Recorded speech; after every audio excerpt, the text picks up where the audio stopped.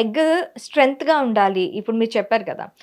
ఒకటే ఒక egg survive అవుతుంది. ఒక 15-20 ఫాలికల్స్ రిలీజ్ అయితే ఓన్లీ 1 ఎగ్ మనకి సర్వైవ్ అవుతుందని. సో, ఆ 1 ఎగ్ స్ట్రెంగ్తెన్‌గా ఉండాలి అంటే వుమెన్‌లో ఎలాంటి మోడిఫికేషన్స్? ఎందుకంటే ఈ మధ్య కాలంలో అమ్మాయిలు కూడా డ్రింకింగ్, ఆల్కహాల్‌తో పాటు స్మోకింగ్. లైఫ్ స్టైల్ చేంజెస్ అనేది చాలా ఇంపార్టెంట్. హ్మ్. డెఫినెట్గా ఆల్కహాల్, స్మోకింగ్, లేకపోతే abnormal sleep pattern, abnormal eating habits, lack of exercise, ఇట్లంతా వల్ల కూడా ఎగ్ క్వాలిటీ అనేది ఎఫెక్ట్ అవుతుంది. సో డెఫినెట్గా దీంట్లో ఇంప్రూవ్మెంట్స్ చేసుకుని లైఫ్ స్టైల్ మోడిఫికేషన్ చేసుకుంటే ఇంప్రూవ్మెంట్స్ కొంతవరకు ఉంటుంది. హ్మ్. అది కాకుండా ఇవి నువ్వు ఫర్ ఎగ్జాంపుల్ 36 ఇయర్స్ 38 ఇయర్స్ అమ్మాయికి ఎటువంటి అలవాట్లు లేవు, వాళ్ళల్లో కూడా ఎగ్ క్వాలిటీ తగ్గుద్ది. బికాస్ సృష్టిరీత్యా ఏజ్ పెరిగే కొద్దీ ఎగ్ క్వాలిటీ తగ్గుద్ది. హ్మ్. హ్మ్. సో దాన్ని మనం there is no magical treatment మనకి ఎగ్ క్వాలిటీ కానీ పెంచడానికి. Okay. It is only her strength only.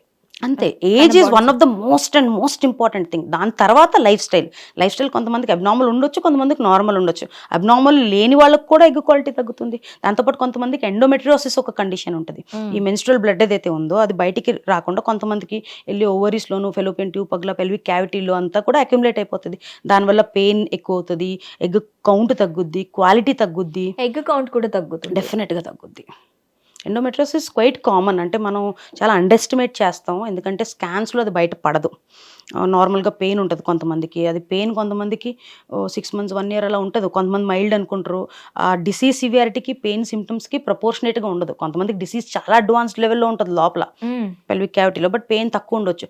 కొంతమందికి డిసీజ్ కొంతే ఉండొచ్చు, బట్ పెయిన్ ఎక్కువ ఉంటుంది. సో దాన్ని బట్టి మనకి ఆ డయాగ్నోసిస్ అనేది అంత ఈజీ కాదు, అంత ఎర్లీగా చేయలేకపోతున్నాం.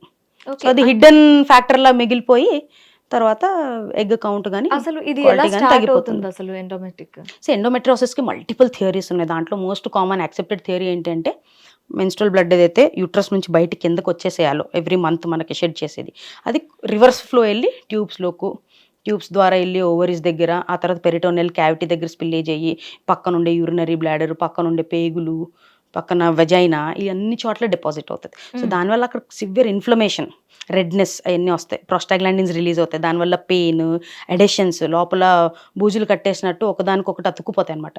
యూట్రస్ వెళ్ళి బ్లాడర్కి అతుక్కుంటుంది, బ్లాడర్ వెళ్ళి పెల్విక్ క్యావిటీకి అతుక్కుంటుంది, ఓవరీస్ వెళ్ళి లేటరల్ పెల్విక్ వాల్కి అతుక్కుంటే ఇలాగా ఎడెషన్ బ్యాండ్స్ క్రియేట్ అవుతాయి. దానివల్ల న్యాచురల్ ట్యూబో ఓవేరియన్ అనాటమీ ఏదైతే ఉందో అది డిస్టర్బ్ అవుతుంది. సో కరెక్ట్ ఎగ్ రిలీజ్ అయ్యే టైంకి నార్మల్గా ఫెలోపియన్ ట్యూబ్ వెళ్ళి ఆ ఎగ్ని పట్టుకొని ఫెలోపియన్ ట్యూబ్లోకి తెచ్చుకుంటుంది ఫర్టిలైజేషన్ కోసం. సో అది జరగదు. ఓకే.